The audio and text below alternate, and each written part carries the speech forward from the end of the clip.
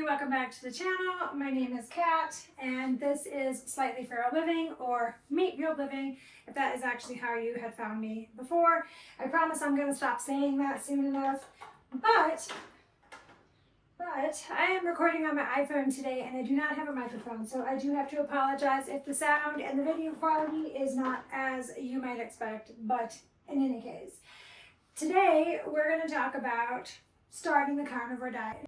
I know that I have actually talked about your first 7 days on carnivore before, but if you are just starting out, or maybe you've committed to it but you're living in dread of that first week, then this real short video is going to be for you.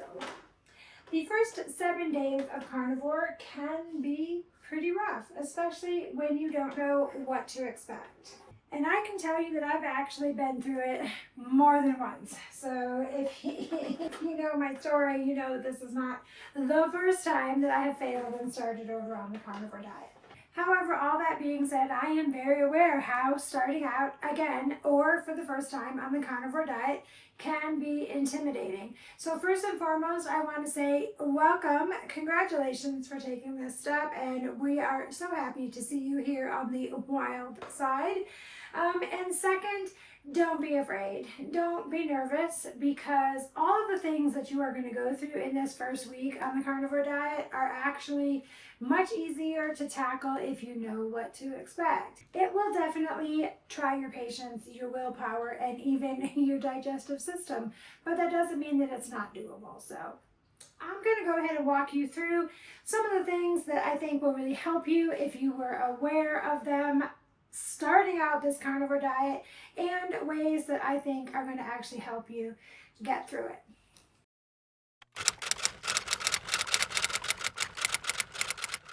You know what I think the biggest battle that first week is going to be? It's not going to be hunger at all. It's going to be a mental thing, because I don't think that any of us really realize how much of our daily routine is actually built around snacks and sweet things, or even just the thought of having that variety that we're so used to in the standard American diet. Suddenly you're staring down this plate of ground beef that you fried up, and your brain is saying, where are my chips? Where's the bread? Where's the pasta? Where's the pizza? You know, I don't really consider this to be a weakness. I think that it's just your dopamine system adjusting. And so my tip for this particular scenario would be to expect it. Talk to yourself out loud if you have to. This is withdrawal. This is not failure. If your internal dialogue doesn't work, then like I said, just tell yourself over and over again. If you can talk to yourself in your internal dialogue and that works really well for you, that's great. But I will find myself sometimes talking to myself out loud, saying things like, this is withdrawal, this is not failure. And it will generally pass within a few days.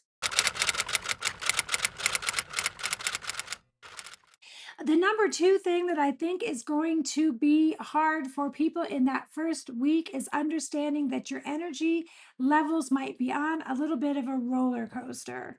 Day one, you might actually feel fine, and day two, you still may feel like a champ. But day three, suddenly you may feel that you are exhausted, you are cranky, you have flu symptoms, you definitely might be questioning your life choices while you're sitting in the bathroom. Your body is literally switching fuel sources, and it is like asking your car to run on something that it isn't supposed to be running on. You might have a little bit of sputtering. Just here, I have a survival kit. I do. I have a survival kit for that. And that is going to be number one. You drink electrolytes. I personally recommend LMNT. I am not sponsored by them, but they have got all the sodium, magnesium, and potassium that you would need. And I do have a code that is in my show notes if you want to get a free sample pack of all of the most popular flavors with an order. You can use my code. Again, not sponsored, but I firmly trust and love LMNT Electrolytes. Drink more water than you think that you should. And I thought, yes, I do. I still have it right here.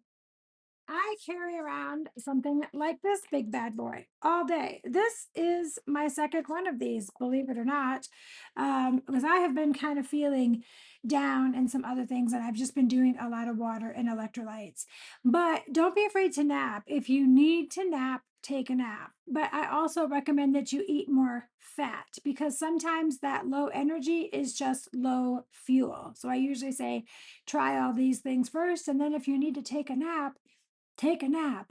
You guys, when I was first starting the carnivore diet back the first time a couple years ago, I was doing some editing. It was a later afternoon. And if you guys know anything about me and these computers and editing, we don't get along. It is such a push and pull hard thing for me. But it was kind of cold out, and it was a little chilly at my desk, and I was editing and I had my hand or my head on my hand like this. And the next thing I noticed, or the next thing I knew, I like jerked myself awake because I had actually started to fall asleep then and there while I was doing my editing. This cannot possibly be okay. And then I realized that I hadn't had any electrolytes. I hadn't been salting. I carry these little guys around with me everywhere. I hadn't salted any of my food. And in all honesty, that is all I needed to give me a little bit of a pick me up. So I'm learning that fuel switching with your body can cause some up and downs, and you just got to be aware of that.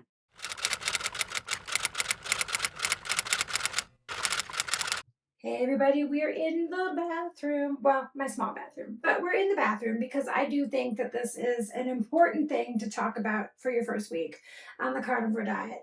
And that is that the bathroom can become rather weird. Seriously, it can. Some people, they find themselves going to the bathroom more. Some people find themselves going much less than they used to. Some people deal with constipation while other people have diarrhea. And all of it, to a certain degree, of course, is normal because there are bad bugs in your digestive tract, and those have got to die off, and your body needs to expel them. Your body needs to adjust to this new diet, this new way of eating, and it is normal to have some digestive issues, at least in the beginning. Your body has to adjust, so don't panic. Go ahead and stay hydrated, get those electrolytes in there. I promise that does help a lot. And like I said, just give your body a little bit of time. I know that when I started the carnivore diet the first time, I had horrible diarrhea. I was coming from a whole food plant-based vegan diet, and everything was upsetting my stomach anyways, and I also was eating too much fat, and so I had to dial it back a little bit. You'll learn as you start going through that, too much fat is going to equal to diarrhea. Not enough, you're going to possibly be constipated. You're going to learn those things pretty quickly, actually. So, um, give your body time. Give your body some time. Don't panic. Understand that the bathroom situation is normal to a certain degree. You will learn as you start going through the carnivore diet that you might have to dial something back or something more up, and you'll just get it figured out. If you are used to avoiding salt, which so many people on the standard American diet have been doing because of old diet advice, carnivore is going to flip that on its head. Salt will become your best friend. I literally carry these little Redmond salts in my bag because if I ever start feeling off, if I've got a headache, if I feel kind of achy, I start with a pinch of salt. And sometimes that's all it needs to turn those lights back on. So don't be afraid of it, you guys. Sprinkle salt on your meals. Yes, try it in your water. I love the unflavored LMNT Electrolytes. It tastes like salty water, but you'll get used to it. Sprinkle some salt on your meals, but also try a little bit in your water or a pinch straight on your tongue when you're feeling not so great. I'm telling you, salt might become your survival tool. And popping this around, talking about salt and cravings and things like that, it brings me to another point: cravings versus actual hunger. And this is where you're going to start to learn the difference between those cravings and what is actually hunger.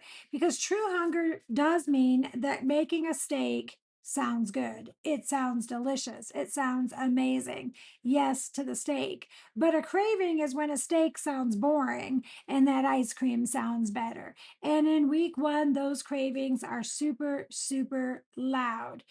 I know, again, back in when I was beginning the carnivore diet, I remember one night I had just like this horrible sugar cravings. Like it was really, really intense. And all I could think about was these stupid Cadbury eggs, these hard shelled little mini Cadbury eggs that you get. Well, they used to come out around Easter, but now I think I see them for all of the holidays. But I love them. I really, really loved them. And I just kept thinking over and over again how much I really wanted to be able to have some of that chocolate.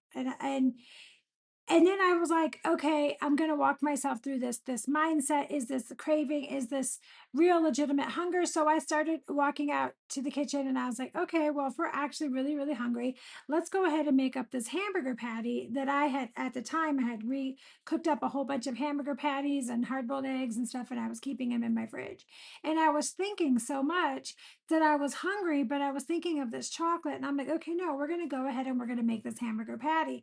But that made my stomach kind of like, no, I don't want that. I don't want that hamburger patty. And then I was like, okay, well, let's have some pork belly because pork belly is always delicious. And once again, I'm like, no, this just doesn't really sound very good. And, I started to kind of put together that that meant that I was not hungry at all, that I was just craving something. And my body latched onto these Cadbury eggs for whatever reason. And that's all I could think about at that point in time. So, I just, like I said, I just realized that it was cravings. And those were just things that you just have to start to learn to realize are actually happening. Those cues to make you eat are not necessarily hunger, because if a steak doesn't sound good to you, then you are not hungry.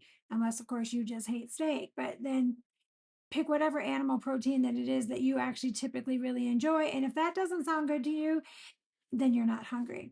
I do want to say though, don't undereat. A full belly of ribeye will make it very easy to ignore those other cravings. That's why when I go out to eat or go out to public events or things like that, I fill up on ground meat or boiled eggs or something like that, because if my stomach is full with lots of protein and fat, then I'm not going to be so hungry that I cave and eat something else. It's easier to ignore those things. Does that make sense?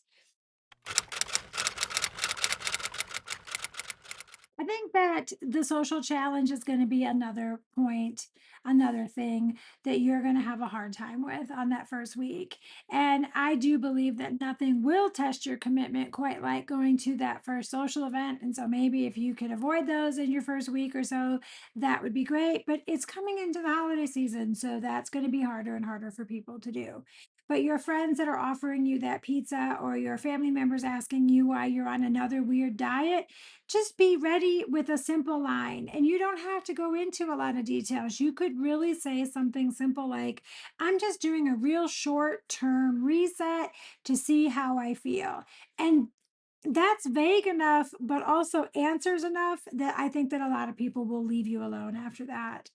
I know that I was at a barbecue and I just ate the hamburger patty one time, and I just had three burger patties stacked up on my plate. And I got a couple weird looks, and I don't know if it was because it was the tower of hamburger patties or if it was the fact that I didn't have any bread. I don't know. But honestly, it is kind of like a joke in the family, that I'll have a tower of meat wherever I go. And you know what, though? That's fine. That's fine because I'm staying on track. And I do think that, again, keeping that one, even just that simple line, that simple, I'm just trying a short-term reset to see how I feel, can actually really just help you cope with those social situations if you find yourself in one of them that makes you a little uncomfortable. Another point that I think is kind of a tough one is cooking fatigue. And I think that in that first week, especially like for me, I pretty much lived on ground meat my first week because that was the only thing that wasn't making me irpy and feel like I wanted to throw up all the time. But after a while, I got kind of sick and tired of cooking ground meat. There are ways that you can change that up without breaking outside of the carnivore umbrella. You can do different meats. If variety matters to you, then don't do just beef. Do beef, pork, chicken thighs, fish. Do different things like that, and then change your cooking method. Maybe this time grill if you can, or sear this, or roast this, or slow cook it, or use an air fryer, which is what I do all the time, and switch your fats up. Maybe one time use tallow, maybe use butter, maybe use ghee, maybe use bacon fat. Figure out, you're going to have one that you like the best, but change it up. You can change your methods without changing your rules. And I mean, it's really much all I'm going to say on that. When it comes to variety and cooking, other than changing the method that you cook and the meat that you're cooking, there's not a lot to be said about that, unfortunately. Sleep changes. That's another one. Do not be surprised if your sleep gets a little bit weird in that first week. I have had several people tell me that they slept like a rock, literally within a day or two of switching. And my watch just said I closed a ring, you guys. But other people are waking up at 3 a.m. That's me, buzzing with energy. I am wide awake at 3 a.m. every day. I do not know why. Somebody told me one time that it was my hormones recalibrating, but it has never gone away. I used to believe it was because of all of those early mornings that I did in the military, but I had stopped doing that for a long time. I don't know. There are a few things that I think that you can do to cope with that. And one of them is people recommend magnesium before you go to bed. I had started, maybe this is why I didn't have a whole lot of problems falling asleep, is I started doing the chocolate chai or the chocolate mint, depending on like around Christmas elements. And I would do them with hot water, like a little hot chocolate before bed, or put a little splash of heavy whipping cream if you're doing that. And it would be like a warm cocoa before I would go to bed, but it had magnesium in it. And maybe that's what was helping me sleep. I don't know, but I did it for the longest time. And you should keep your room cool and dark. I know there are a lot of people out there that do not like to sleep in a cool room, but there have been a lot of studies that say that that is just a better way to do it. You can do your own research. And I keep telling myself in the beginning, or I kept telling myself that this is temporary. We're going to get through this. For a while there, when I would wake up at 3 a.m., I would try everything that I could to just go back to sleep because my mind was telling me that there's no reason why I should be up at 3 a.m. But then I thought, you know what? This is just misery. So I started creeping out of the room, and I would come downstairs and use that 3 a.m. time to maybe reorganize my pantry or catch up on some reading that I needed to do, or in some cases editing videos because I gave up the day before because it was making me mad. I started realizing that I was wide awake and there was literally no sense in fighting this. And I think probably about by week 3, I was getting good solid sleep during the night and still getting up at 3 a.m. And I think that I just came to accept that. But if you're up and down a lot in the beginning, that's not surprising. And I would just be patient because that weird sleep, it's not going to be forever. I'm not telling you that you ain't going to wake up at 3 a.m. in the morning like me, but that not being able to sleep or waking up all the time to go to the bathroom all the time in that first week, that is going to change. I promise that it will.